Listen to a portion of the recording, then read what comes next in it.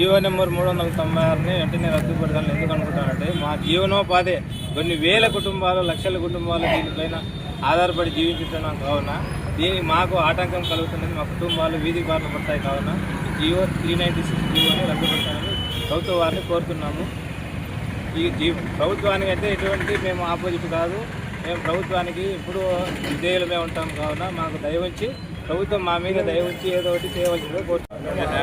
SRO sub register office ముందర document రైటర్లు 20వ తారీఖు నుంచి ఈ నెల 31వ తారీఖు వరకు నిరవధికంగా సమ్మె నిర్వహించుకుంటున్నాము. కావున ప్రజలందరూ సహకరించవలసిందిగా కోరుతున్నాము.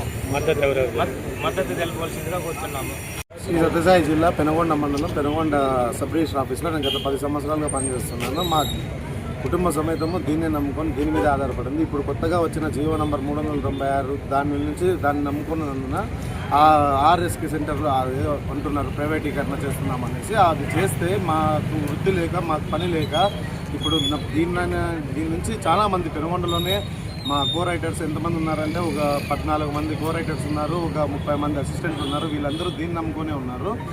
దీన్ని మీరు జీవో నంబర్ 396ని చేస్తే అమలులో పరిస్తే వీళ్ళందరూ రోడ్డును పడి ఏం పని లేక ఏం చేయాలో అర్థం కాక ఏమి ఇది లేక వాళ్ళ కుటుంబం మొత్తం ఇంకా వీధిని పడినట్టు అయిపోతుంది. సో దీన్ని దయచేసి గవర్నమెంట్ ఈ 396ని రద్దుపరిచి ఇది చేస్తే బాగుంటుంది. గత 100 సంవత్సరాలు బ్రిటిష్ వాళ్ళ హయాం నుంచే ఈ డాక్యుమెంట్ రైటర్లు అనేది కొనసాగుతూనే వస్తుంది.